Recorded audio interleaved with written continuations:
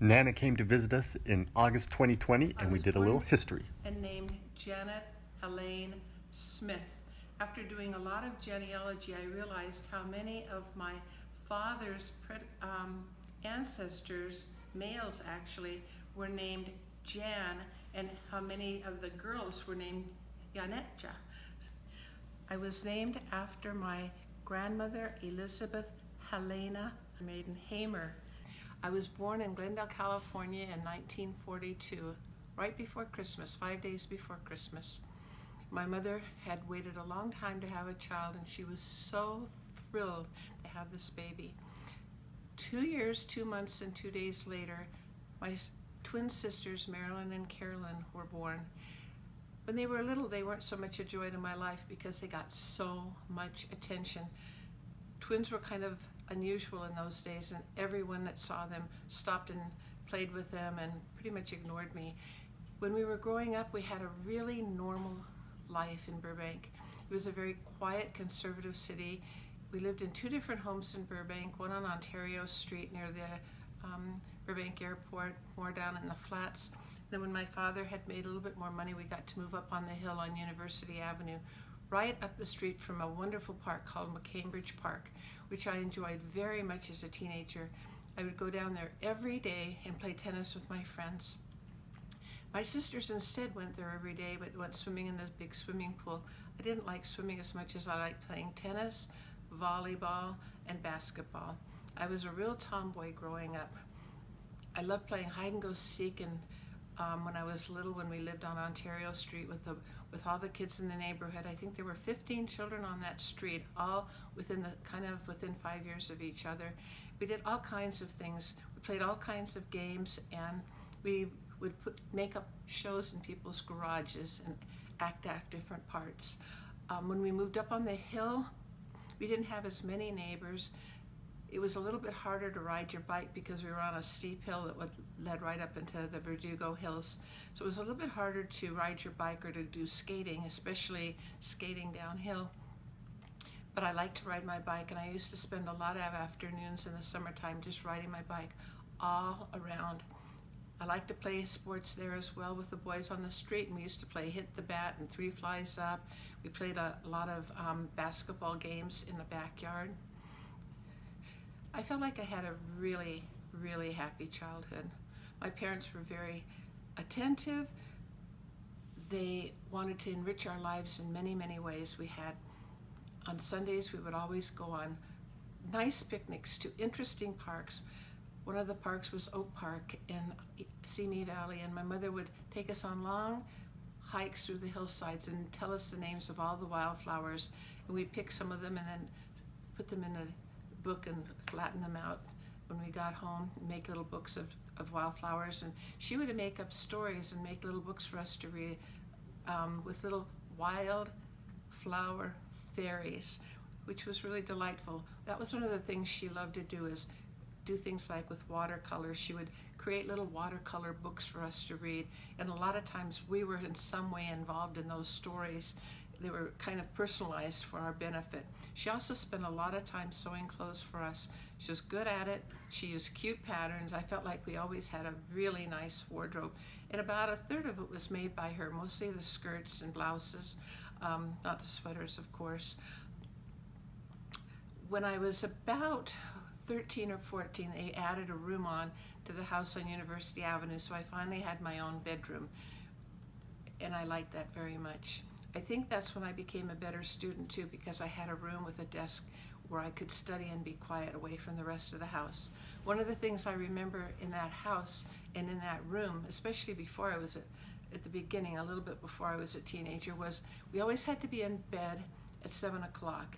Our parents had really, really strict rules about our bedtime, and they would start watching movies like Gunsmoke or I Love Lucy at 8 o'clock, and we would hear all the music and hear the laughter and the soundtrack, but we were never allowed to stay up and listen to that until we went to high school.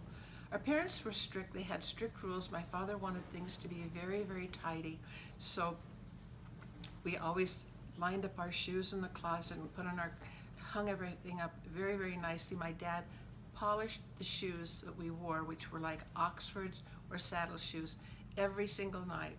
It preserved their, it helped them to stay nice longer, and we always felt like we, it felt good to have somebody take an interest in us. My mother wanted us to be cultured. She wanted us to be truly young ladies.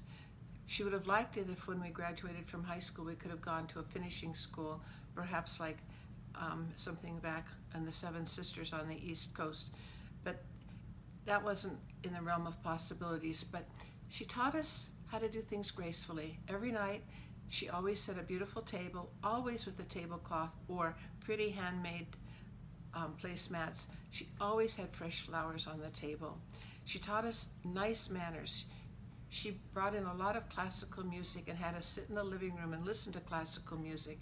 As well, she would take us to concerts called community concerts that were held in a high school at Burbank.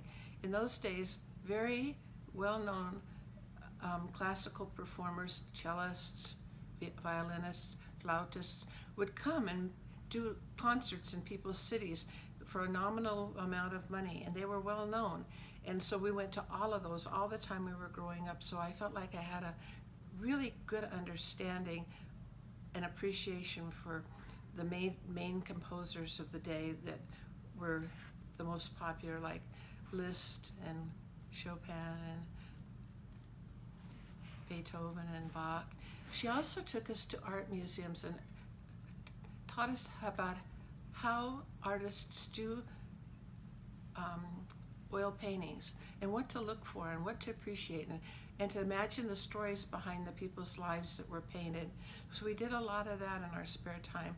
Another thing she took us to were like arboretums, where she introduced us to flowers, even at the Exposition Park where they had all the beautiful flowers, a beautiful display of like hundreds of different varieties of flowers. So I felt like she really wanted to enrich our lives. She had us take music lessons. For a long time I took piano lessons, as did my sisters. I tried the violin, but I didn't like it very much. At the very beginning, before I did the piano lessons, I had accordion lessons. I remember I had like a purple accordion, and I just was so proud of that. And we took lessons in the park, outside in the park near a picnic bench. The music teacher would come. When I was in junior high, I was in the orchestra as a violinist, but I wasn't that great, so I played second violin. I always wished that I could have been a drummer or done the acoustics things, like the drums or the bells or the triangle. That would have been a lot more fun, I felt. But I lost interest in that and didn't continue music and being in any musical type classes in high school. I guess in high school, the things I liked the most were sports. I loved sports. I was in the Girls Athletic Association. I was also a cheerleader for the Girls Athletics Association. I played every sport in season. I wasn't the best, but I was good enough that I was on the first team in each of those sports. One sport that I liked a lot that doesn't exist anymore, at least I haven't heard of it for a long time, is speedball. I think it was kind of like soccer, only you could use your hands more than you can do in today's soccer. I played on a city baseball team all through high school. We were called the Starlets. Starlets, named after the Hollywood Stars, which was a local kind of big deal baseball team in Los Angeles area. I played a position called roving shortstop. We were good. We and the Braids were the two top teams in the city, and we competed all summer long. Afterwards, the men I were dating, or the boys that I was dating, would and their friends would pick up some of my teammates and me, and we'd go to Bob's Big Boy afterwards and have hamburgers and milkshakes and cherry cokes and vanilla cokes. It was a wonderful time. It was neat to be a softball player. It was neat being on a team with girls that I really, really loved. Some of them were also in my Girl Scout troop. It was neat having boys come and watch us play. It was a fun time. It was a very clean-cut time.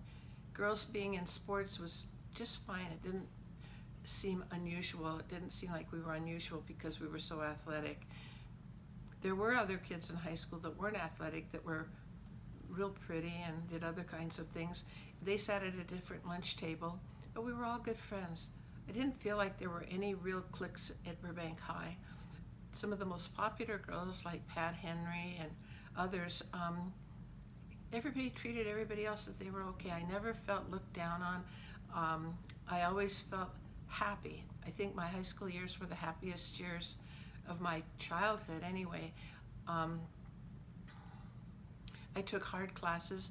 School was difficult for me. I had somewhat of a hard time concentrating in class sometimes, so I learned to take really good notes so I could study and think about what I was learning in class again when I got home.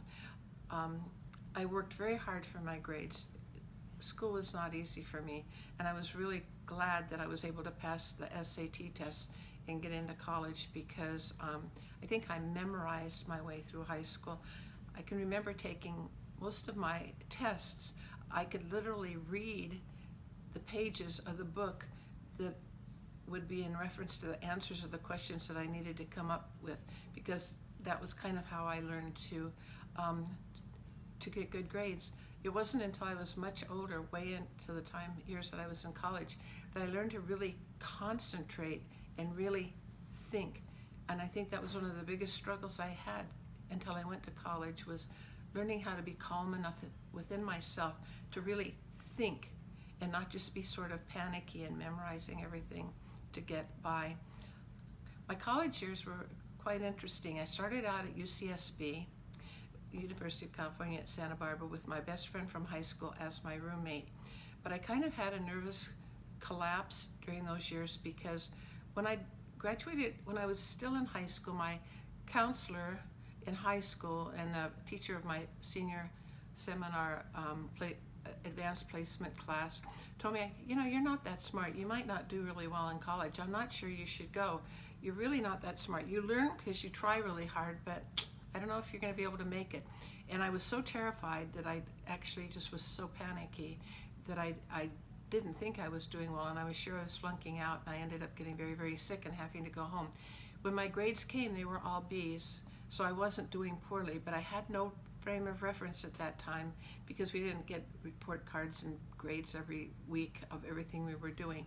So instead I chose to go to a city college, Glendale City College, and that was another wonderful decision I made. The teachers that I had there really cared about their subject matter, and they really cared about the students, and the class sizes were small. I learned so much. Some of the things that I learned there were some of the most important things. I loved my economics class. I loved my history of music class. I loved botany. I felt like I just felt immersed in knowledge, and I liked it very much. I had a lot of good friends there. I was invited to join a little sorority called Delta Chi Delta with really wholesome, great friends. And we did fun things together. It was like a service organization. We did service things as well. We had nice get-togethers, and it made you feel like you really belonged on campus. I ended up being a cheerleader at that college, and that was a real highlight for me as well. After that, I went to Berkeley for one summer to see if I could manage being away from home at a real university and not getting panicky. And I went all by myself. I lived in a little rooming house all by myself. Took psychology classes and Shakespeare classes. I did well, but I was kind of nervous. So when I came back, I decided instead of going to after I graduated with my AA from Glendale College, instead of going away to college, I would just go to UCLA and live away from home, but knowing if things got really tough and I got quite nervous, I could go home. Just knowing that I could go home was enough for me, though. I never needed to go home. I lived in the dormitory for one semester and lived in a sorority house for the second semester. I got good grades. I took French and I loved it. I took a lot of American and English literature classes, and I loved that. But I decided to major in psychology because I really wanted to understand how people negotiate life. But I wasn't so happy with the major. I ended up with that major, but I wasn't that happy with it because it was more classes on theory of perception, theory of motivation. I wanted to know more about personal behavior. I think now if I were to major in psychology, it would be, they would discuss a lot more of the different psychological theorists and their methodology, which would have been more interesting for me. It ended up being my major, and when I decided on a minor, I decided on physical education because in some idealistic fashion, I thought mind and body, what a balance. I didn't end up teaching either one ever in my life, though. After UCLA, when I was at UCLA, I was still very bothered by the idea that I had not found a church that I wanted to belong to. And I had a strong feeling that I needed to associate with a church whose theology I truly believed in, because I had been taught throughout my Lutheran life experiences that you have to believe in order to be saved. And some of the things I'd learned in confirmation class did not resonate with me in my heart. And I was very, very worried that my salvation would be compromised because some of the things that I should believe, I didn't believe. I wasn't looking for a church necessarily that taught the things I believed, but I wanted to find a church whose theology, when I heard it, I would know within my heart that it was true, at least as far as it was true to my understandings and for the way I thought the universe worked and the way I thought God worked with the world. I was thrilled with all the things that I learned.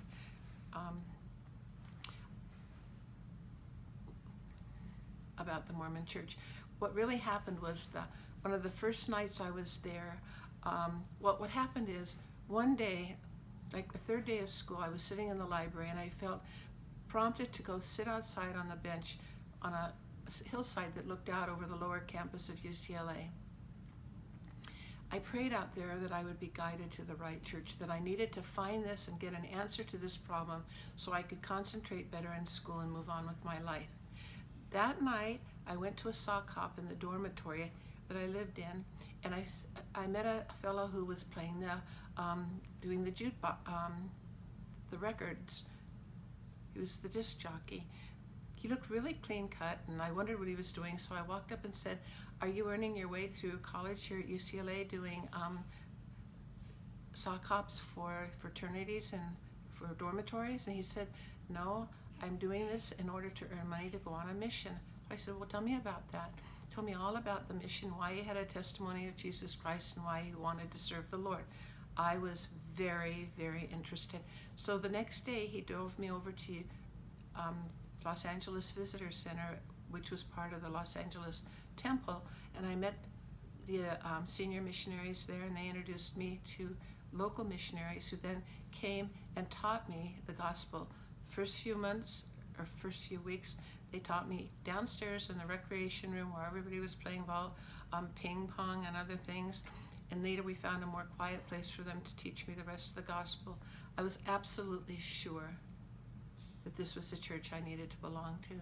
I was sure that the gospel that I was hearing as it was being taught to me was true. When I told my parents I wanted to join the church, they were quite disappointed. They didn't have real good opinions of Mormons. My dad said they have too many children and they don't take care of their yards, and their garage doors aren't always painted and things like that, because they did have big families. I got baptized in the Los Angeles Stake Center, and they came, and on the way home they were furious with me, and they actually laughed and told me they couldn't believe that I, for whom they had sacrificed quite a bit of money to go to college, could be so intelligent and truly believe that these two little twerps in white jumpsuits had more authority to baptize than ordained ministers. They thought I had been truly misguided and were very upset with my decision. After a few more months at UCLA, I decided in order to really know what it was like to be a part of the Mormon experience, I needed to go to BYU. So I applied and was accepted, but when my parents got the paperwork, because I had it sent to my home, not to my place where I was living at UCLA, they canceled all of it and said that I wasn't going to go. So I sent the paperwork all back in again, and didn't really let them know until the end of the summer that I wasn't going back to UCLA and I was going to BYU, and if necessary I'd earn my way through college by going to BYU. I took a train up to BYU, I took a train up to Salt Lake, found a ride down to BYU, lived in a little a room in an off-campus house, and started my education. I loved being there. I felt the spirit. I loved my religion classes. I loved being in the Rocky Mountains. It wasn't maybe until second or third week of school, I was in the library and I asked a kind of handsome guy that was sitting across from me if he'd watch my books when I ran to do an errand at the bookstore. And he said he would, but I didn't come back in time and he had to go to his own classes. So he wrote me a note and said, I'm sorry I had to leave your books here, but I have to go to class. Can I make it up for you by taking you out to lunch? Which was great with me. When he came back, we talked about it. We had a date. Within a few weeks, we were really a couple. The first weekend after that lunch that we had together, went to a football game and to a party at the apartments of his cousin Pam off campus. Then he took me out to dinner to the Royal Inn, which was the nicest restaurant in Provo at the time. From that time on, we were loyal just to one another. It's funny because in January of that year, 1964, I wrote in my journal that I was going to marry that guy on September 4th this year. I never told him, I never told anybody, but eventually when we did get engaged, he asked me to marry him on September 4th, and that was when we were married. We weren't able to be married in the temple because my parents were really disappointed that they couldn't attend my wedding. I, not knowing any better, wrote a letter to the president of the church and explained my situation. He wrote back and said I could be married in the Stake Center on Friday night and go to the Los Angeles temple and be sealed for time and all eternity on Saturday. I was so grateful. My parents were happy, and Don and I were happy, and we were sealed and went on a honeymoon to Hawaii. Don's father gave us $1,000 as a wedding gift, and his uncle did the same, and we used some of that money for our honeymoon in Hawaii and a lot of the rest of the money for our expenses when we went back to school. After our honeymoon in Hawaii, we returned and started school again at BYU. Don found us a wonderful apartment. It was just finished by a family called the Moon family, and we lived downstairs in a little basement apartment which just had a big family room kitchen combination and a bedroom. It was just perfect, and it was just down the steps on the south side of campus, really close to campus. We loved our apartment, we loved its location, and we loved our neighbors. We made really good friends with 3 different couples: the Kemptons, Charlie and Renee, the Nortons, Holly, and I forgot her husband's name, Ron, and Larry and Lauren and Linda Baxter. We stayed friends with the Baxters and the Nortons throughout the rest of our life, but the Kemptons stayed in Utah. Minoring in physical education, having taken none of those classes before I made that decision to minor in it, caused me to spend a lot of time in the gymnasium taking all these different kinds of sports classes and theories of sports classes and history of it, sports education, which kept me in really good shape. And the gymnasium was way off campus, so I had to walk about 1.5 miles each way to take those classes, so I was really fit. In January, I started student teaching, dance performance and science classes at Payson High School in Payson, Utah. I didn't enjoy student teaching very much because my master teacher didn't know how to be a master teacher, so I didn't learn very much, which was really quite to my disadvantage.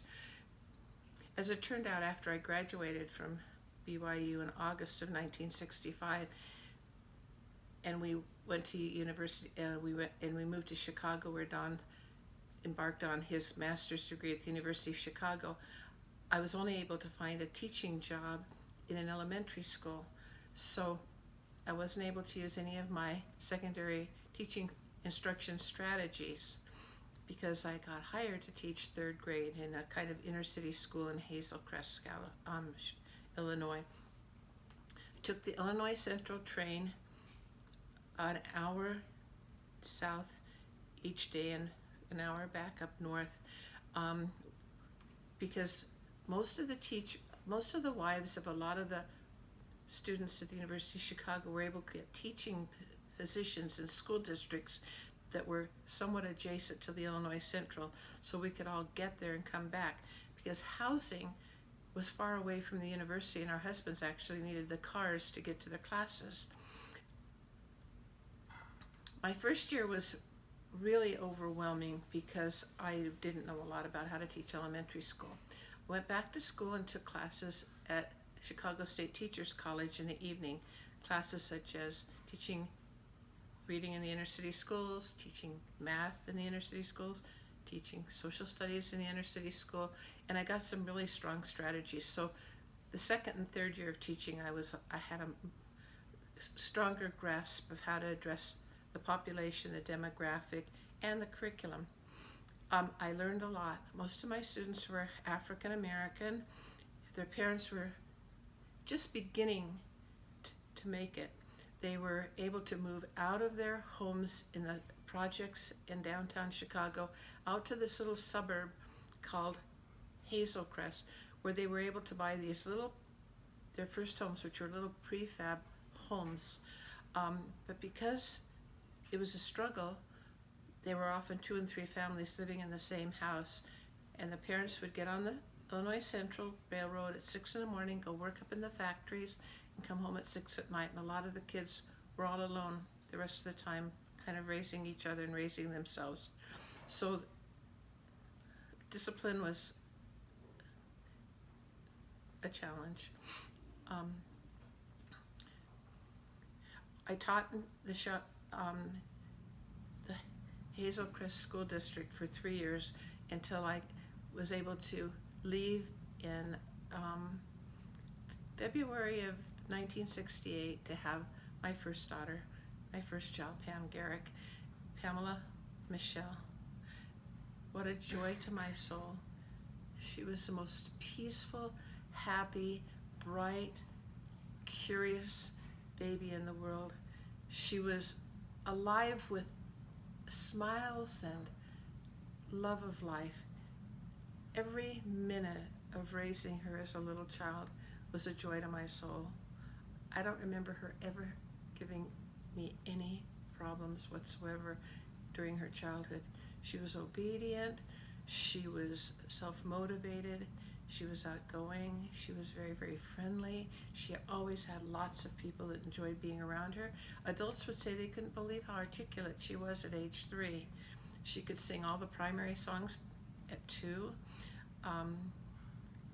When we had our second child, Michael, in May, 2 years after Pam was born, she was a wonderful role model for him.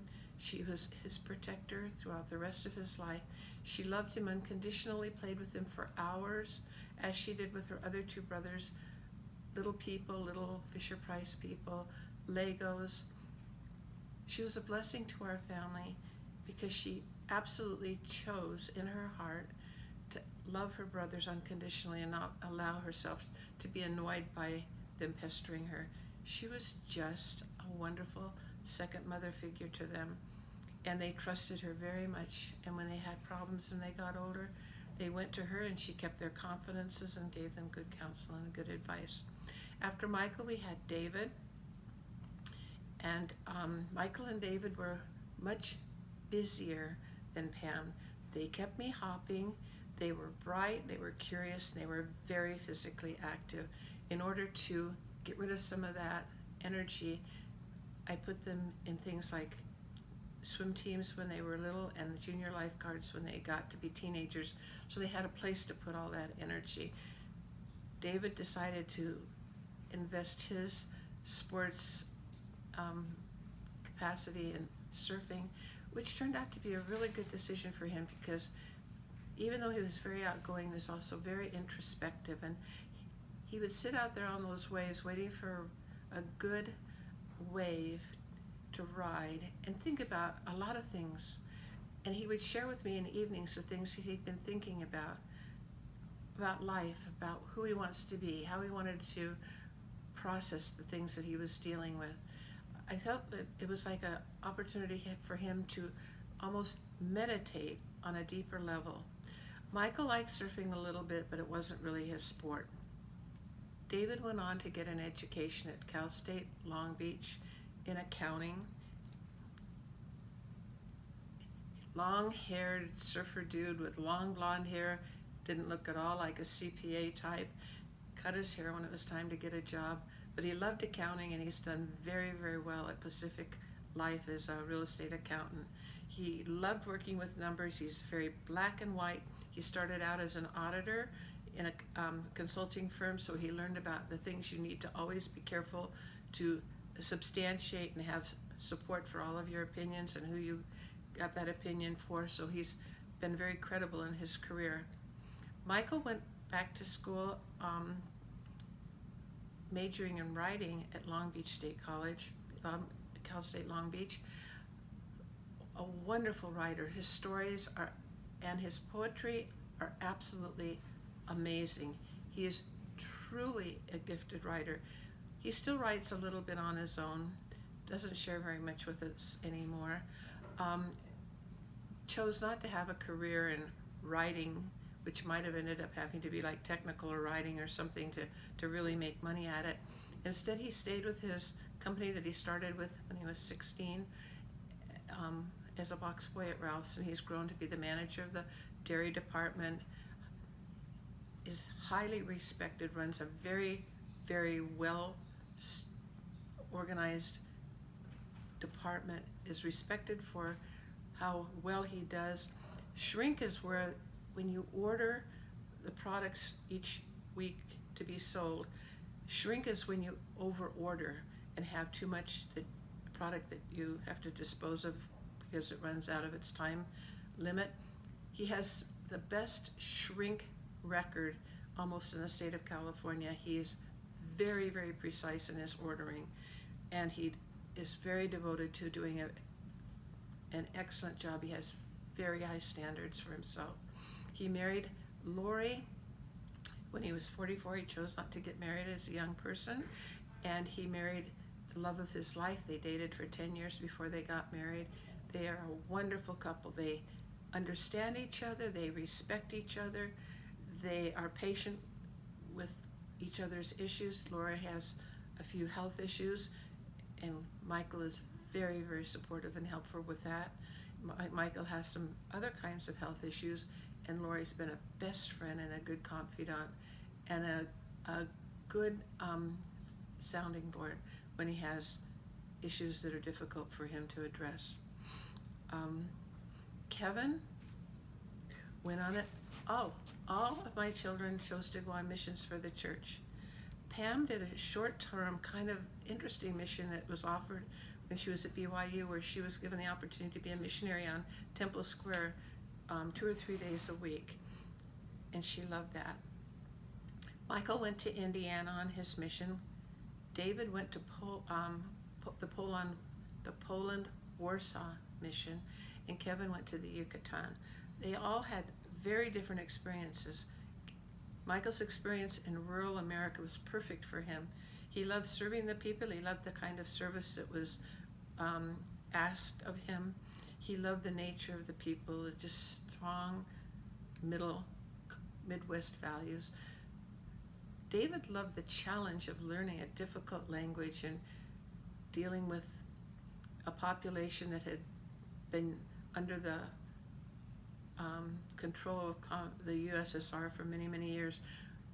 People were not that eager to learn about our gospel, but very grateful to be able to finally go back to the Catholic churches that they had all been members of, that had been forbidden to attend for all those years when communism reigned in those countries. So he had a lot of challenges of getting people interested in wanting to learn the gospel. The strategies they used in that country were very different from the ones they used in America. Kevin loved the nature of the people in the Yucatan. their good values, their hard-working ethic, their goodness and their kindness and their thoughtfulness. They were very poor. They were very generous to one another, and he loved his experience in the Yucatan. Kevin came back and majored in Spanish, married pretty soon after his mission to Bonnie, and they have 5 incredibly well-behaved, tender-hearted, sweet-natured children that I feel have beautiful spirits inside. And it's because of the nature of their parents that they're so good. After I had my children and they were well on their way to college and starting to move forward in their lives, I went back to work to partly make money to help to support them in their missions and in their college education, although they worked hard to support themselves as well and always worked while they were going to school. I got a job teaching at Violet Elementary School in Garden Grove, California. Teaching positions were hard to come by in those years, and so the job I was offered was not terribly appealing. I was asked to teach a 3rd, 4th, 5th, 6th grade combination classroom with 36 kids from 7 different countries, none of whom spoke English, with no curriculum. And I had to create the entire curriculum by myself. I taught these students for 10 years until I finally asked to be reassigned to a straight 3rd grade classroom when I turned 60, because it was just so overwhelming. Every day of my career I got to work at 6:30 in the morning, and I never left before 4:30 in the afternoon. And usually I worked on lesson plans and creating comprehensible teaching strategies in the evening. I loved my students, I loved my population, I loved their parents, and I loved the challenge, but it was very, very difficult. I also taught English as a second language to parents 2 evenings a week, and taught the children that were having struggles during the daytime instruction in after-school intervention classes. I loved my career, but when I turned 68, I didn't want to do it anymore. The first 15 years of my career, I felt education was very child-centered. The last 5 years, I felt that it was very test score oriented. Everything we were done was to help the kids get good scores to pass the state standardized tests. It was much more of a direct kind of learning instead of facilitating learning. It was less experiential and more teacher directed, where teachers pretty much taught the instruction and the kids sort of listened, and they didn't work in groups or any of those things like they'd done the first 15 years. I felt like my second language kids were really frustrated by the strategies we were actually forced to employ, and the timing schedules that we had to meet, where every day we had to be on a different page. There was no time for pre-teaching and reteaching. Y'all had to keep moving forward so that kids would have been instructed in everything that would be on those standardized tests by May.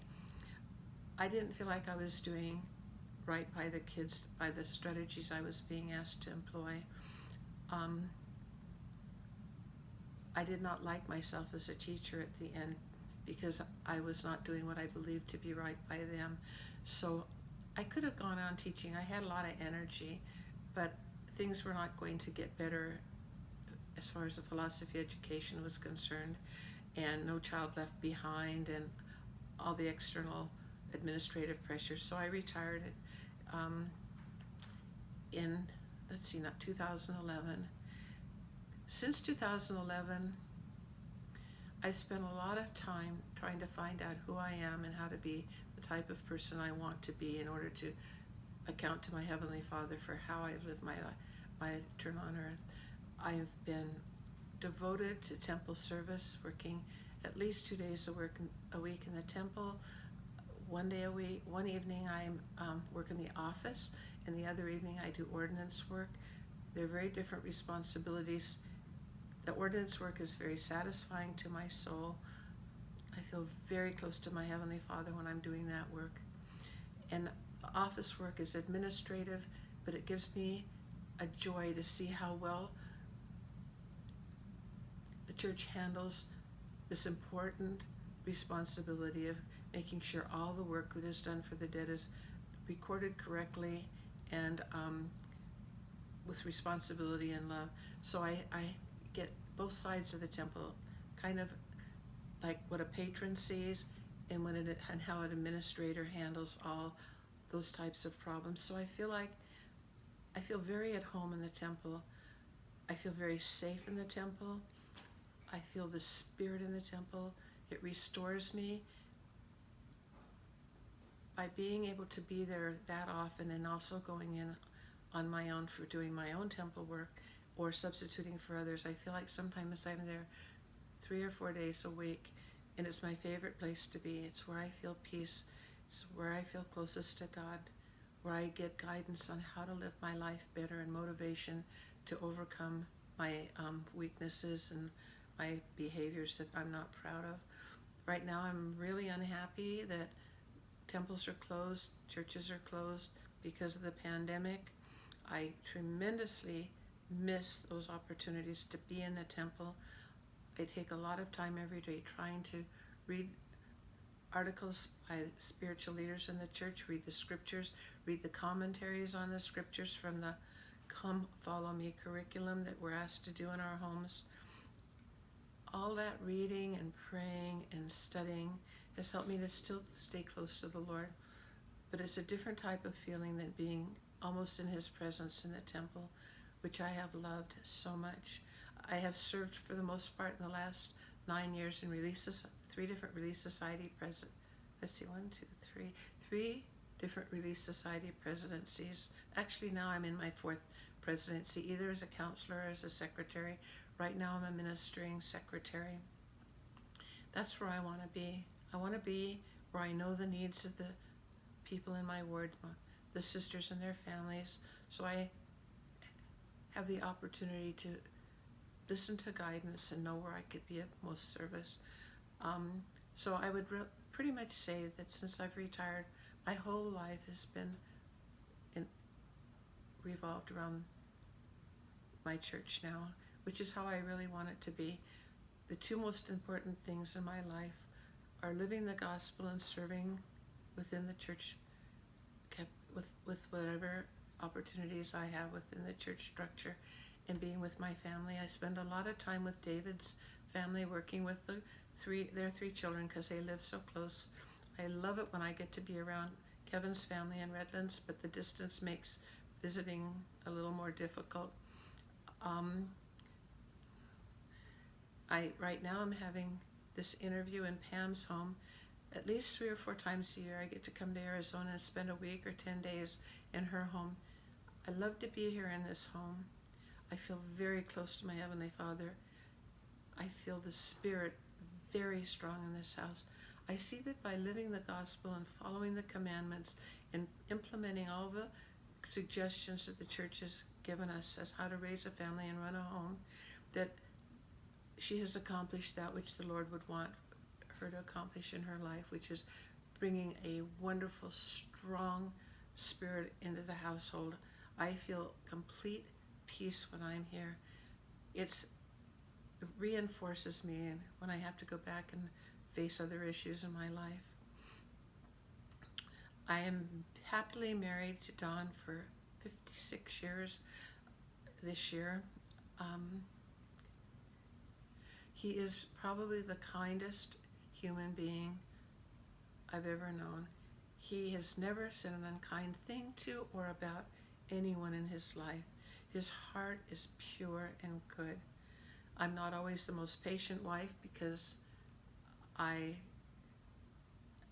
run on a different time schedule. I'm kind of on fast forward all the time, and I expect him to be on that schedule as well.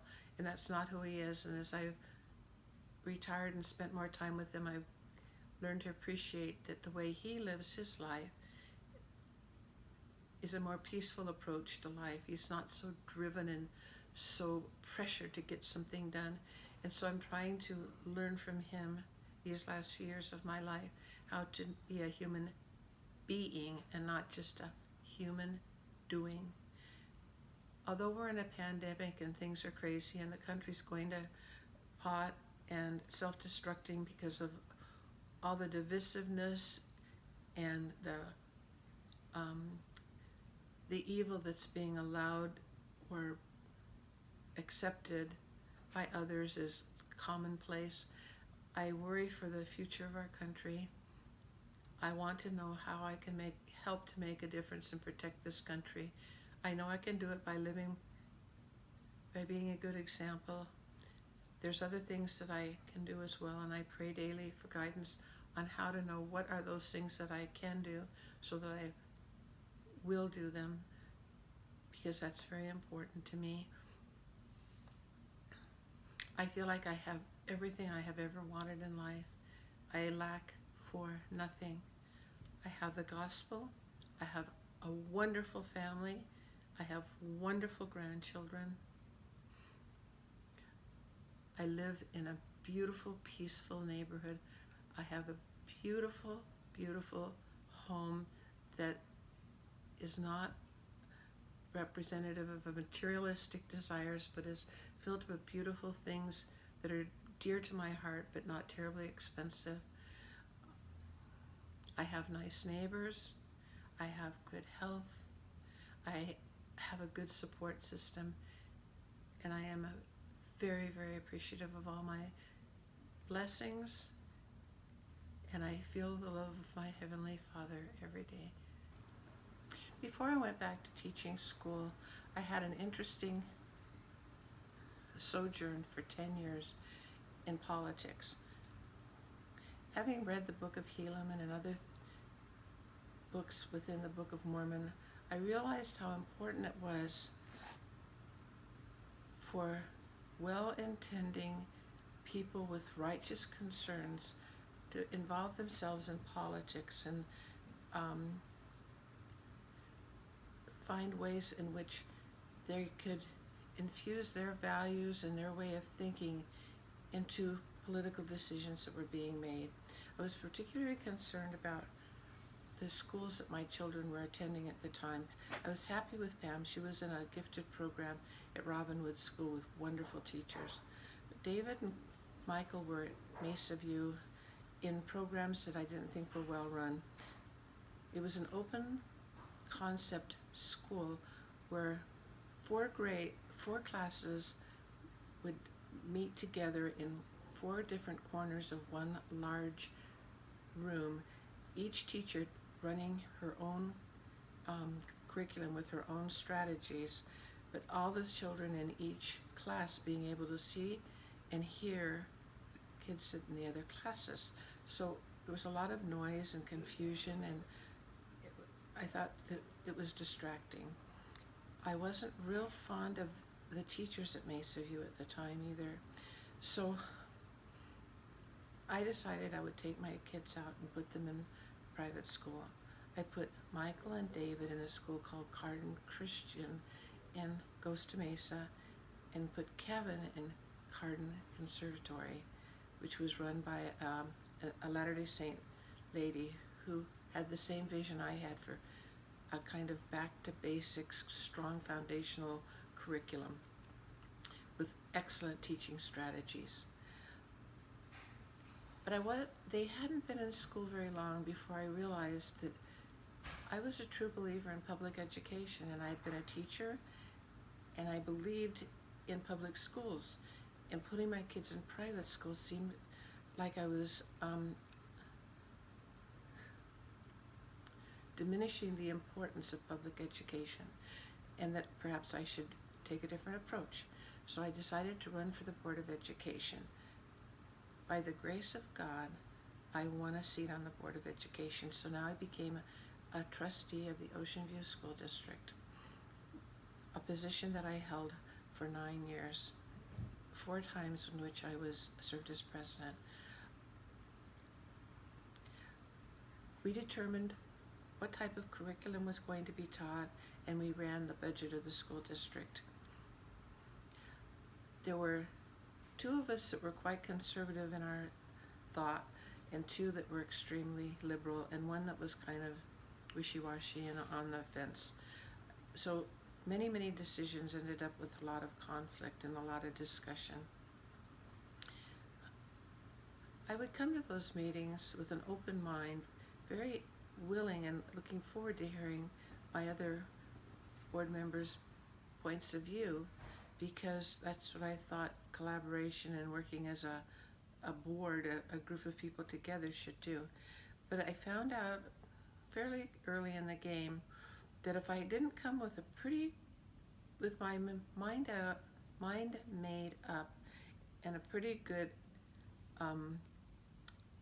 verbal expression of why what I was thinking was a good idea, that I'd be overridden by the other two board members who often thought differently than I did.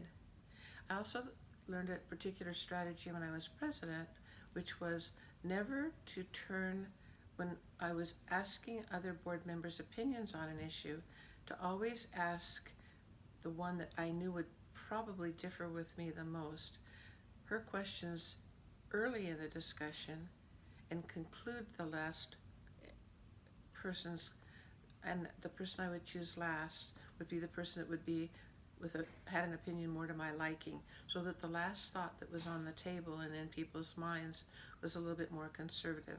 Sometimes that worked and sometimes it didn't. I enjoyed working with my own school district. I felt like a lot of the policies that I participated in putting into effect made a big difference in, especially in accountability. I learned early that we were pretty dependent on the decisions that were made by the state of California in the legislature. So I decided to get involved with legislation and joined the legislative committee. I worked up through the ranks of that committee, learning a lot for about 4 years, until towards the end of my sojourn on the board, I was the chair of the local legislative committee, then the Orange County legislative committee, and then I was selected to be in charge of lobbying for all the school boards in the entire state of California on issues that related to public education. So I would go up to Sacramento once or twice a month, spend the night, work with a legislative committee, and then go in and lobby appropriate legislators whose votes we needed for a particular law or bill that was being considered. It was a real challenge for me because at first it was difficult for me to express myself well to the legislators who weren't all that interested in public education. Even though a lot of the budget in the state of California goes to education, most of the elected officials spend a lot more time addressing the needs of those who give money to their campaigns. So I had to be really well prepared and concise and know what I was talking about in order to get their attention. It was a wonderful learning experience. It was a real challenge to learn how to read long, complicated bills and look for the meat in those bills and know how to pull those ideas out, because most bills had a lot of things that were stuck into that bill to get it to pass that weren't related necessarily to the object and original intent of the bill. So I was on the legislative committee. I was on the committee for Orange County that decided the entire direction that the county would be taking on implementing and in purchasing and determining the curriculum for using technology in the classroom, which was a really new thing then. I think we were just beginning to have personal computers, and it was a very exciting time to be involved in determining how to best use them in the classroom. It wasn't until much later, almost at the end of my teaching experience in public schools, before personal computers were available to students on a regular basis. Even then, in 2011, they were still on carts that would be delivered to classrooms, and teachers had to sign up for when that cart could be delivered so that the kids could have access to those personal computers. Now they have Chromebooks and everything else, and everybody has a computer. I partly wanted to be on a school board because I wanted to make a difference. I wanted to have the conservative, more fundamental approach to education. I wanted to be a voice for that. But the longer I was on the board, the more I grew to accept other philosophies as well. I particularly like the philosophy of teachers being facilitators and getting kids to draw conclusions on their own, and not being not direct instructions where teachers were kind of lecturing in the front of the classroom. I liked collaborative work with the kids, and I really encouraged that in the classroom as well. I visited classes almost every week for 9 years, except in the summertime. I knew all the players very well and had good relationships with the people in my district, as I did with the people on the state committees. It was satisfying in a lot of ways, but it was somewhat impersonal. And after the end of 2 terms of office, I felt tremendously impressed in my mind that I would do a better job working in the classroom with my own class of students on a one-on-one with kids, putting into effect all the things that I believed in and had been promoting as a board member. So I chose not to run for a 3rd term of office. I also chose not to run because I felt like I'd done my best work and I'd achieved a lot, but that it was time for someone else with other ideas to come in and have their opportunity to bring their new thought to the table. I also had read an article by C.S. Lewis that I found in a book entitled Weight of Glory, that said, sometimes when you run for an office, you have ideas and you know what you want to accomplish. You do the best you can, and there comes a time when you've either accomplished those things or you know you're not going to be able to accomplish them. And at that point in time, it's time for you to leave and let someone else who has a dream and a vision to have a chance. Because if you don't, the reason you stay on is because of all the perks. You become very popular, you get invited to everything that's happening in the city, sometimes in the state. You're a well-known figure. And in my heart, I knew that at that point, it would be more like pride and ego that was keeping me in that position than a real desire to make a difference. I think I thought that the difference I hoped to make, I was able to make, and it was time to move on. And that's when I decided to go back and teach in public school. Thanks, Nana. We love you and we love your history. Thanks, everyone.